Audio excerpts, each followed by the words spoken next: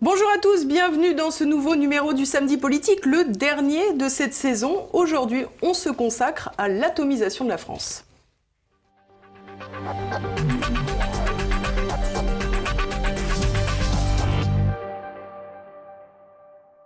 Et avec moi pour en parler, Barbara Lefebvre. Bonjour madame, merci d'être avec nous. Alors pour vous présenter, vous êtes enseignante, professeure d'histoire-géographie, également essayiste. Vous avez publié de nombreux ouvrages. Je citerai Élèves sous influence et Génération, j'ai le droit. Et puis bien sûr, le petit dernier, C'est ça la France, qui est publié chez Albin Michel. J'ajouterai que vous avez collaboré également à un ouvrage collectif sous la direction de Georges Bensoussan, Les territoires perdus de la République. C'était en 2002.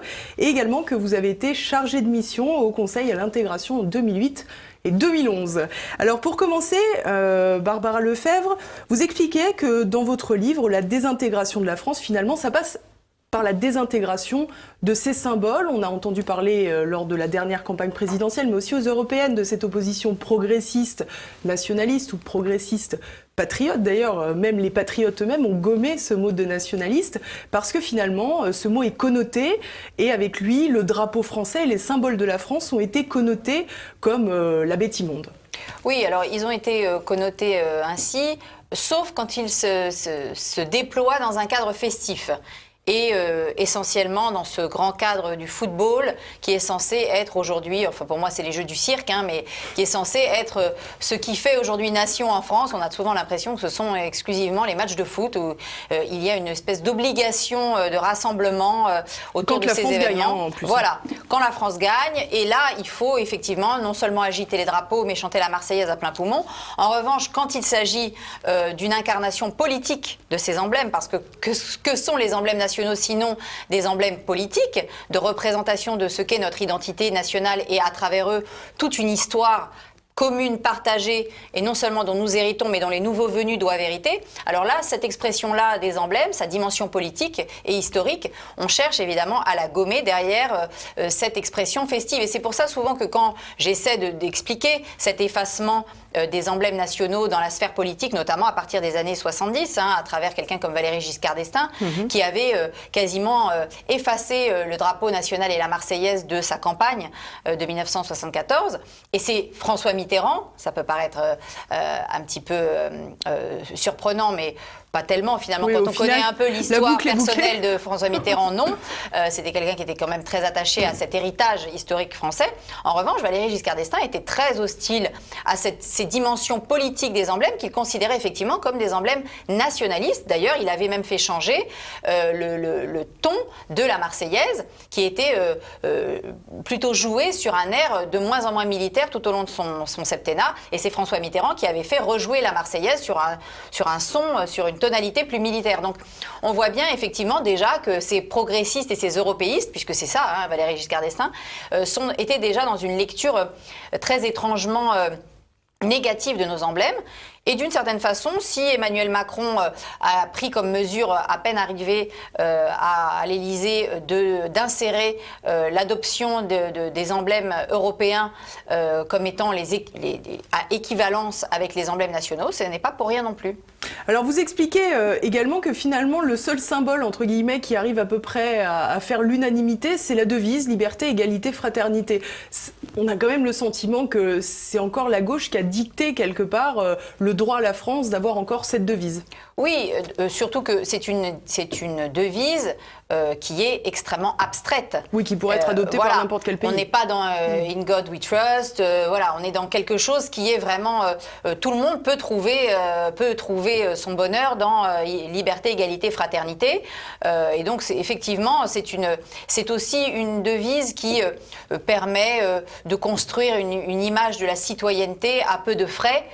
Et d'ailleurs, l'éducation nationale ne manque jamais, effectivement, d'être dans la revendication de cette citoyenneté la plus ouverte possible, au nom justement de ces grands principes et de ces valeurs qui restent quand même des valeurs abstraites, qu'il convient bien entendu de faire advenir, mais la liberté, l'égalité, la fraternité de la devise de la République, tout le monde ne la comprend pas de la même façon. Et finalement, vous faites une forme de corrélation directe entre la disparition de ces symboles ou le désamour envers ces symboles et le désamour envers la nation finalement française. Oui, parce que c'est pour ça que j'ouvre le livre sur la question des emblèmes, parce que ils ne sont pas que symboliques, encore une fois, hein, ils sont vraiment des témoignages. Ils sont des témoignages de notre héritage, ils sont des témoignages de ce qui nous raccroche et ce qui fait entre nous le fil des générations. Et ce fil des générations, il a été coupé. Et il a été coupé pas symboliquement, il a été coupé politiquement, historiquement. Et le fait de se raccrocher à ces symboles, ou en tout cas le fait de revoir les symboles de la République revenir dans l'espace politique, c'est une mutation qu'on a vu apparaître au tournant des années 2000, qui est extrêmement importante, parce que justement, il y a eu un réinvestissement politique des emblèmes, suite en particulier aux événements qui se sont déroulés dans le cadre des matchs de football de l'équipe de France face à l'Algérie, puis ensuite face au Maroc, puis face à la Tunisie. Ça s'est déroulé des années 2001 à 2007, avec ces 3 matchs qui ont été des matchs très importants, où les emblèmes, notamment la Marseillaise, a été copieusement sifflé, et ça a eu des répercussions politiques très significatives. Et on voit, à partir du milieu des années 2000, les partis comme le Parti socialiste et l'UMP reprendre notamment le drapeau et la Marseillaise lors des meetings politiques, puisque jusqu'ici, le Front National ayant à leurs yeux capté ces 2 emblèmes, c'était désormais des emblèmes qu'on ne pouvait plus toucher sans risquer de se salir les mains avec le Front National de Jean-Marie Le Pen. Et dans la campagne de 2007, on l'a bien vu, Nicolas Sarkozy comme Ségolène Royal se sont fait une vraie concurrence d'une ostentation. La concurrence BBR. Voilà, d'une ostentation du drapeau et de la Marseillaise, ce qui, moi, m'a réjoui, parce que c'était extrêmement nécessaire de remettre et de redonner aux Français cette fierté du drapeau et de cette fierté de la Marseillaise. Mais Ségolène Royal a payé très cher, parce que ça lui a valu énormément d'opposition au sein du Parti socialiste. Et même au sein de l'UMP, certaines personnes trouvaient ça absolument puant de voir autant de drapeaux français et la Marseillaise. Et puis ensuite, ils ont commencé à comprendre que ça répondait à un besoin de la population, et qui n'est pas un besoin symbolique, qui est vraiment un besoin de se raccrocher à une histoire commune, à un destin commun, qui est un destin politique, et qui puise ses racines, non pas seulement en 1789, mais qui puise ses racines dans quelque chose de beaucoup plus profond. Alors bien sûr, ce besoin, vous l'illustrez également en rappelant que les drapeaux français ont fleuri dans la capitale et dans les villes de France, notamment après les attentats qui ont secoué notre pays. Finalement, on se dit, quelque part, vous évoquez aussi la disparition du militaire. Vous aviez parlé tout à l'heure de la connotation musicale de la Marseillaise qui avait été gommée pour finalement y revenir un peu plus tard. On a le sentiment que les symboles patriotiques, ils sont surtout là quand la France souffre, quand la France est en guerre, pour naguère, quand finalement il y a un ennemi à combattre. Tout à fait, mais le patriotisme, mon livre est vraiment un appel à retrouver le sens patriotique, parce que je crois qu'il peut y avoir un patriotisme sans nation. Dans l'histoire, des peuples ont montré qu'ils n'avaient pas de nation et qu'ils avaient quand même un sentiment patriotique. Je pense aux Kurdes, aux Arméniens, aux Juifs, etc. En revanche, une nation sans patriotisme, ça n'existe pas. Et ce qui fait ce sentiment d'abandon que ressentent les Français, c'est qu'ils sentent bien qu'aujourd'hui, la nation française, qui a été une nation éminemment patriotique, se délite parce qu'elle ne s'appuie plus sur cet élément fondamental qui est un élément pas seulement affectif et sentimental, mais qui est un facteur de cohésion historique, notamment et politique, autour de l'armée justement, qu'est le patriotisme. L'Allemagne d'ailleurs connaît à peu près les mêmes problématiques, mais l'Allemagne a un autre passé et une autre problématique à régler avec son patriotisme, qui est un nationalisme extrêmement guerrier et vindicatif, alors que le nationalisme français et le patriotisme français a surtout été un patriotisme de défense à l'égard notamment de l'ennemi prussien. Et aujourd'hui, effectivement, à partir du moment où nous n'avons plus d'ennemis, où nous avons en tout cas décidé que nous n'en avions plus, eh bien effectivement c'est très difficile de s'enorgueillir de ces symboles patriotiques. Et c'est ça qui était intéressant en 2015. Et ça n'a pas duré, parce que ça a été uniquement après les attentats contre Charlie et l'Hypercacher qu'on a vu effectivement surgir ce drapeau français, ces Marseillaises entonnées, parce que à ce moment-là, dans ce court instant, nous avons eu un ennemi commun. Et les Français ont même imposé à leurs dirigeants la désignation de cet ennemi commun. François Hollande a eu beaucoup de mal, Manuel Valls un petit peu moins. Bon, on sait qu'ils ont uniquement énoncé et identifié l'ennemi, ils n'ont pas lutté contre lui. Mais en tout cas, c'était déjà beaucoup de l'identifier. Bien sûr. Mais on a bien vu qu'en novembre, après les attentats du Bataclan, on n'a pas eu cet engouement patriotique, notamment cette résurgence des Marseillaises. Au contraire, qu'est-ce qu'on a chanté? On a chanté Imagine de John Lennon. Donc on voit bien que quand là, l'ennemi commet une barbarie plus forte encore, et la France a été prise de stupeur et est revenue dans cette situation de faiblesse et de peur qui est contraire justement à l'esprit patriotique, parce que l'esprit patriotique, que ce soit à Valmy ou je dirais même pendant la guerre de 100 ans, c'était un esprit combatif. Et c'est ce que j'appelle de mes voeux, et nous sommes un certain nombre, à dire que le patriotisme, c'est pas forcément la guerre, c'est pas être gratuitement belliqueux à l'égard de gens qui ne nous ont rien fait, mais en revanche, le patriotisme, c'est la nécessité de combattre ceux qui veulent abattre la nation, ceux qui veulent abattre la France, la République, mais tout simplement la civilisation française, et que pour ça, il faut être effectivement dans un esprit combatif. Et c'est pourquoi l'armée continue à être une des institutions les plus respectées et les plus appréciées des Français, parce que justement, elle incarne cette capacité à combattre un ennemi lorsque le politique décide de le désigner. Et je crois qu'on en est toujours là, on n'a pas encore accepté véritablement de désigner l'ennemi, et donc on ne s'est pas encore donné les moyens de le combattre. Alors on parlait tout à l'heure des matchs de football où parfois quand la France arrivait à gagner, il y avait une profusion de drapeaux bleu, blanc, rouge. Il y a également beaucoup d'autres drapeaux qui arrivent dans les villes de France après certains matchs. On l'a vu encore il y a quelques jours après la Coupe d'Afrique des Nations. On va regarder quelques images.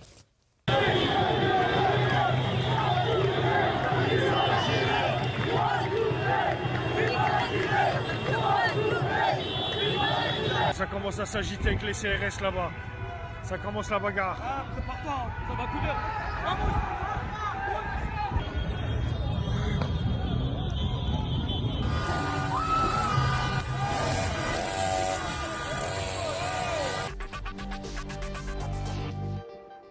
Alors là, j'ai envie de dire, la nature a horreur du vide. Oui, et ce qui est plus inquiétant encore, ce sont les Coupes d'Afrique des Nations qui ont été organisées dans les quartiers de banlieue. C'est-à-dire, je ne sais pas si vous avez entendu parler de cette espèce de phénomène qui s'est déroulé entre mai et juin. C'est-à-dire qu'à l'initiative de certaines associations qui voulaient créer du lien dans le quartier et des événements festifs, faisaient des matchs entre Algérie-Sénégal, par exemple. C'est-à-dire que tous les gamins de la cité, qui sont tous français, et tous les gamins de la cité qui sont tous français aussi, mais qui sont franco-algériens et franco-sénégalais, allaient venir s'affronter comme si c'était l'Algérie et le Sénégal qui s'affrontaient. Et on y a vu justement surgir une espèce de patriotisme algérien, alors même turc, alors que la Turquie évidemment logiquement ne fait pas partie de la Coupe d'Afrique des Nations jusqu'à preuve du contraire, mais la Turquie participait à ces CAN des banlieues, et ce mouvement qui a été initié en région parisienne a eu tellement de succès qu'à peu près dans tous les grandes cités de banlieue des grandes métropoles françaises, ça s'est diffusé. Alors évidemment, tout cela s'est fait dans, on le sait, la joie et la bonne humeur, et même les grands médias nationaux ont trouvé ça formidable, et ça montrait le dynamisme des quartiers pour se rassembler autour de ce sport magnifique qu'est le football. Personne n'a compris à quel point il y avait une dimension politique et communautariste extrêmement inquiétante dans ces quartiers, parce que, alors, ils chantaient la Marseillaise au début de chaque match, et puis ensuite ils chantaient l'hymne national du pays qu'ils étaient censés représenter, et dont ils étaient en général d'ailleurs binationaux. Et je me suis dit vraiment là, il y a un vrai problème, c'est-à-dire qu'on essaie absolument de voir le verre à moitié plein, alors qu'en réalité, il illustre ce que vous avez dit tout à fait quand vous avez commencé, c'est-à-dire que la nature a horreur du vide, et que ce vide laissé par l'identité nationale est finalement remplacé par les identités d'origine de ces gamins qui, en plus, ne connaissent même pas réellement l'histoire de leurs origines, ne connaissent absolument rien à l'histoire de leur pays, ils y vont uniquement pendant les vacances, et encore quand ils y vont. Donc c'est vraiment quelque chose qui relève d'une désintégration complète de l'identité nationale, et c'est une souffrance aussi pour ces jeunes. Alors évidemment, je vous ai présenté parce que vous êtes également, vous êtes essayiste, mais vous êtes également professeur d'histoire-géographie. Évidemment, vous avez aussi déjà écrit sur ce sujet, sur l'éducation. On voit forcément que l'école française, l'école républicaine, a failli. Oui, elle a failli, mais elle n'a pas failli par elle-même. C'est-à-dire qu'on l'a encouragée et institutionnellement, on a créé toutes les conditions pour que l'école de la République disparaisse. C'est-à-dire qu'à partir des années 1970, et ça a même commencé sous Pompidou, si vous voulez, le système de déconstruction de l'école avec cette espèce d'idéologie déconstructrice, pédagogiste, très post-nationale déjà, à la limite même de la post-vérité, est tombée entre les mains d'un certain nombre d'idéologues. Et il faut le dire, la droite gaulliste a toujours eu assez peu d'intérêt en réalité pour les questions éducatives, qu'elle a toujours accepté de déléguer, on va dire, aux idéologues de gauche, voire aux communistes, qui évidemment eux s'intéressent énormément à la question de l'éducation, à la fois sur le plan pédagogique et sur le plan des programmes scolaires. Et de ce point de vue, la droite a toujours eu une attitude extrêmement libérale, managériale, une vision très économique et comptable de l'éducation, ce qui est une très grave erreur. C'est une très grave erreur. Et on en paye les conséquences. C'est-à-dire que la démocratisation de l'école était une nécessité, et même une légitimité. C'était légitime de démocratiser l'accès au plus grand nombre au savoir culturel et qui permettait justement de constituer la nation. En revanche, la massification telle qu'elle a été faite, couplée à une immigration de masse qui s'est accentuée au cours des années 80-90, a rendu l'école de la République complètement ingérable. Et même, moi je le dis, l'école de la République, c'est-à-dire l'école fondée par la Troisième République, elle n'existe plus. Ce qui existe est une espèce de vaste usine à fabriquer, comme l'avait dit d'ailleurs mon collègue Brigelli, à fabriquer du crétin, parce qu'en réalité, on ne peut plus être aussi exigeant, en tout cas, c'est ce qu'on a décidé comme paramètre de départ, on n'allait pas être aussi exigeant avec tous ces élèves qu'on pouvait l'être avec les élèves des années 40, des années 50. En réalité, c'est une grave erreur parce qu'encore une fois, on a essayé de niveler. Et ce nivellement est passé par notamment l'éradication en quelque sorte d'une identité commune, d'une identité collective qui passait par deux enseignements, l'enseignement de la littérature, l'enseignement de la langue française et l'enseignement de l'histoire, qui sont les deux disciplines qui ont été littéralement ravagées par les théoriciens de la pédagogie à partir des années 60, avec les effets que l'on connaît, l'illettrisme de masse et une absence totale de connaissance de ce qui fait le commun de l'histoire nationale et en surplus, évidemment, une mythologie sur l'histoire nationale qui est essentiellement orientée vers les pages noires de notre histoire, puisque finalement, un élève aujourd'hui tourne les pages d'un livre d'histoire, c'est vraiment tourner les pages sombres de notre histoire. C'est-à-dire que, c'est pour ça d'ailleurs que quand on entend nos politiques nous parler des heures sombres de notre histoire, en effet, on comprend, parce que de toute façon, c'est à peu près les seules choses qu'on explique réellement aux élèves. Il n'y a absolument pas une vision positive qui est donnée de l'histoire de la nation. La France, finalement, n'est qu'un long parcours de crimes et d'horreurs et de monstruosités qui est raconté aux élèves. Et je ne vois pas d'ailleurs dans ces conditions comment des nouveaux venus peuvent avoir envie de s'identifier à une nation qui a commis tant de mal et de péchés. Alors justement, ça me fait mon lien puisque j'ai posé une question à Éric Zemmour il y a quelque temps quand il faisait paraître Destin français. Je vous propose d'écouter ce qu'il me répondait. Vous avez, vous, choisi de revenir sur l'histoire au travers des grands noms qui ont fait cette histoire. Comment pensez-vous qu'aujourd'hui, à l'heure où la France a une immigration majoritairement issue des peuples extra-européens, en tous les cas, comment leur faire apprécier une histoire qui raconte celle de Charles Martel, qui a justement bouté les Arabes de Poitiers? Alors là, vous êtes vraiment dans la question fondamentale. Et je l'explique d'ailleurs dans l'introduction. Je cite André Suarez, qui était un grand écrivain des années 20-30, qui était d'origine italienne, juif d'Italie, de Livourne, qui est venu en France, et dans lequel j'explique dans l'introduction, je me suis beaucoup reconnu en le découvrant. D'abord parce qu'il écrit une langue magnifique, il est tellement admirateur de Pascal qu'il finit par écrire comme lui, c'est absolument magnifique, et il est complètement oublié aujourd'hui, injustement. Et il dit à un moment, c'est très simple, il y a les Français de chair et les Français de l'esprit. Alors les Français de chair, ils sont là depuis des siècles, ils étaient à telle bataille, à tel événement, etc. Ils sont là, et c'est les Français de chair. Et il y a les Français de l'esprit qui viennent d'ailleurs, et il dit, les Français de l'esprit doivent s'approprier l'histoire des Français de chair et la culture des Français de chair, y compris si ça va à l'encontre de leur propre Racine. Et quand j'ai lu ça, j'ai bien compris quelque chose. C'est-à-dire moi-même, mes ancêtres ont été colonisés par la France et en tant que tribu berbère, ils ont résisté à la France. Et pourtant, après, quand ils ont été colonisés par la France, ils sont allés vers la France, ils ont mis leurs enfants à l'école française, ils étaient heureux d'avoir la nationalité française, et ils se sont appropriés cette histoire. Vous voyez, les Français de chair, les Français de l'esprit. Donc, pourquoi je vous raconte ça? C'est parce qu'aujourd'hui, nos élites disent exactement le contraire de ce que je viens de vous dire, et exactement le contraire de tout ce que tout le monde a fait. Quand les immigrés italiens sont venus en France, il y avait eu des conflits entre la France et l'Italie. Ils auraient pu dire, mais moi, ton François Ier, il nous a attaqués.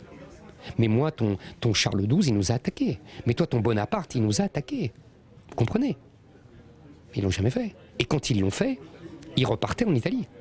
On efface la réalité de l'histoire de France pour raconter une autre histoire qui corresponde à la population nouvelle. C'est le grand effacement pour corroborer le grand remplacement. Alors évidemment, on voit bien que le mécanisme intellectuel que demande Éric Zemmour, quelque part, il est très difficile à obtenir.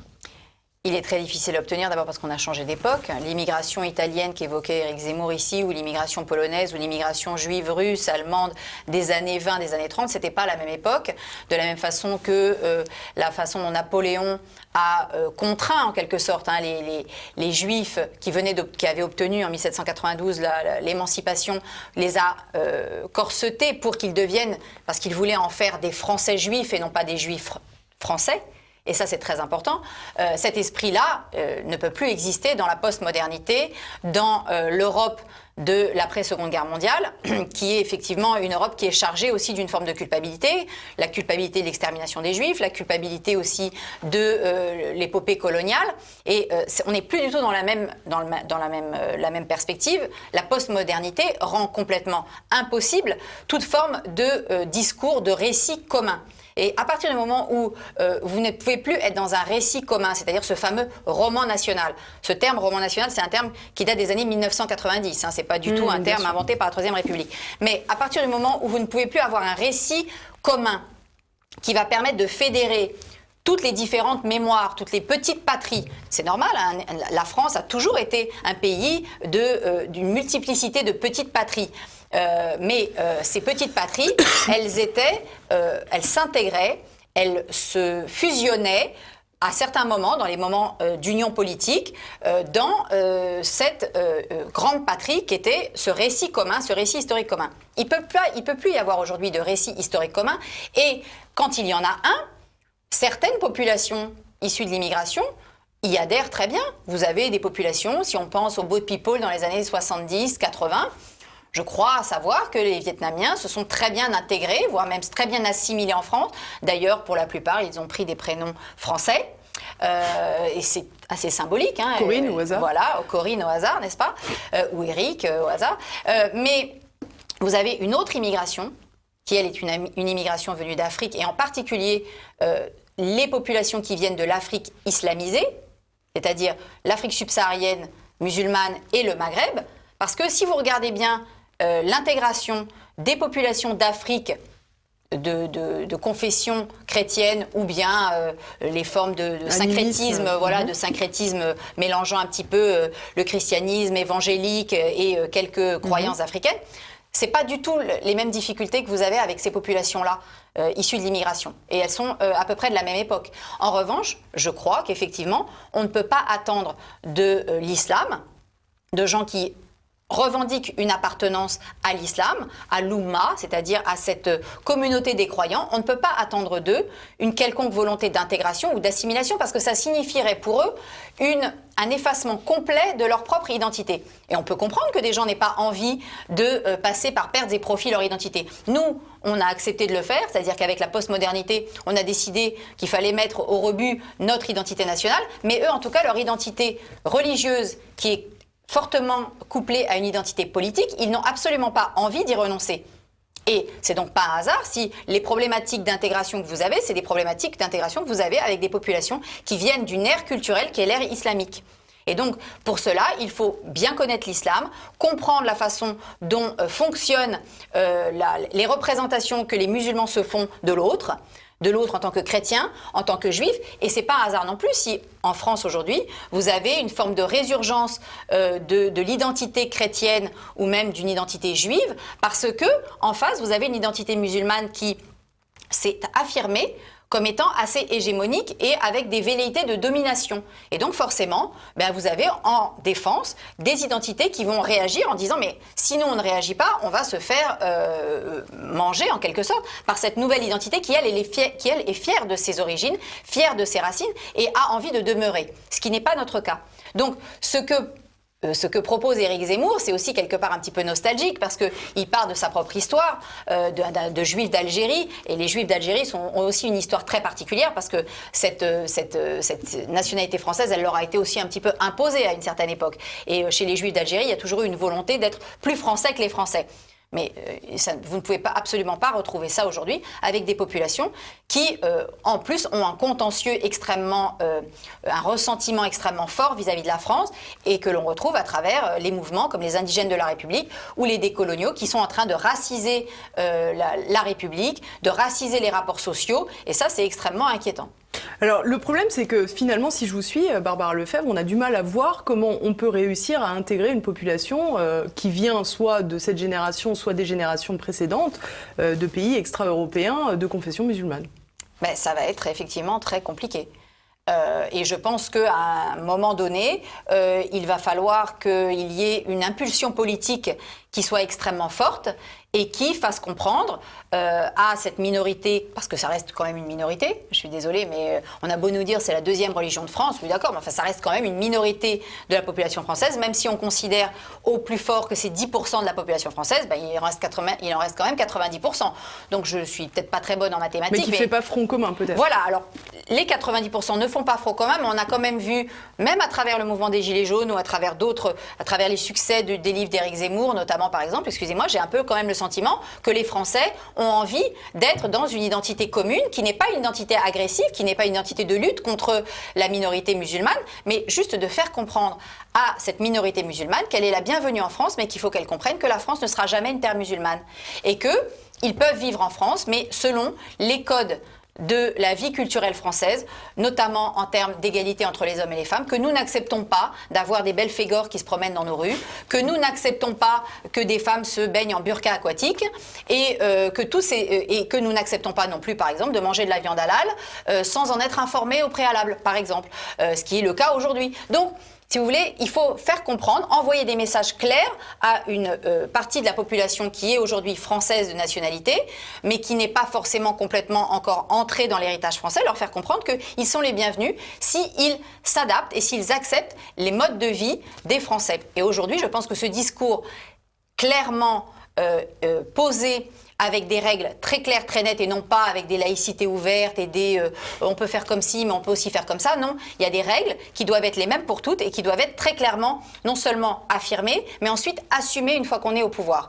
Et ça, je crains qu'aujourd'hui, même ceux qui tiennent un discours un petit peu dur sur ces questions, une fois arrivés aux affaires, ne s'assoient un petit peu sur les mesures qui pourront être parfois des mesures difficiles, qui pourraient aussi éventuellement susciter l'ire de nos partenaires européens, de la Cour européenne de justice, de je ne sais quoi. Mais aujourd'hui, il faut retrouver et remettre de l'ordre dans la nation française. Et pour cela, il faut être ferme vis-à-vis d'une minorité tyrannique. Et je n'y mets pas tous les musulmans, évidemment, mais les musulmans de France ont aujourd'hui travaillé à l'intérieur de cette communauté par une minorité extrêmement active que sont les frères musulmans notamment, et qui sont aujourd'hui adoubés par le gouvernement. Et ça, c'est extrêmement grave et extrêmement périlleux, notamment autour du projet de l'association des musulmans, l'association musulmane de l'islam de France, qui va sous peu, qui a déjà été créée comme association et qui va sous peu sans doute être adoubée par le président de la République. Et ça, c'est extrêmement dangereux.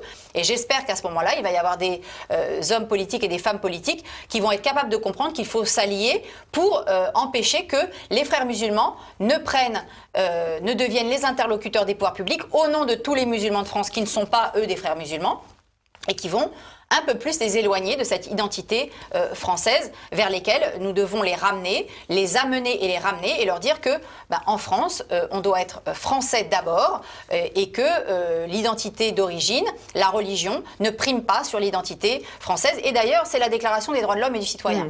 On invoque toujours la déclaration de 1789, mais il ne faut pas oublier une chose, c'est que la déclaration de 1789 n'accorde des droits à l'homme qu'en tant que citoyen. Citoyen de quoi? Citoyen de la nation française. Donc ça, c'est très important de le comprendre et de ne pas oublier la dimension éminemment politique et nationale de la déclaration même de 1789.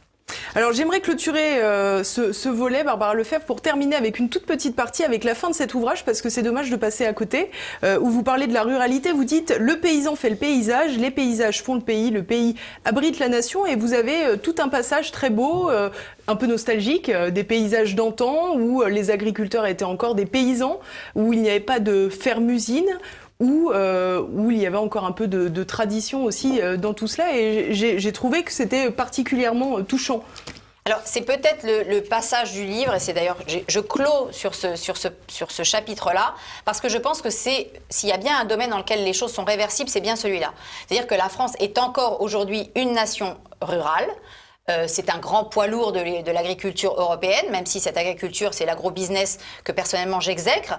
Mais je pense que nous avons une capacité à faire machine arrière sur cette question agricole, pour peu qu'on ait une pensée écologiste intelligente et non pas l'écologie punitive, politique, telle que les Verts l'incarnent.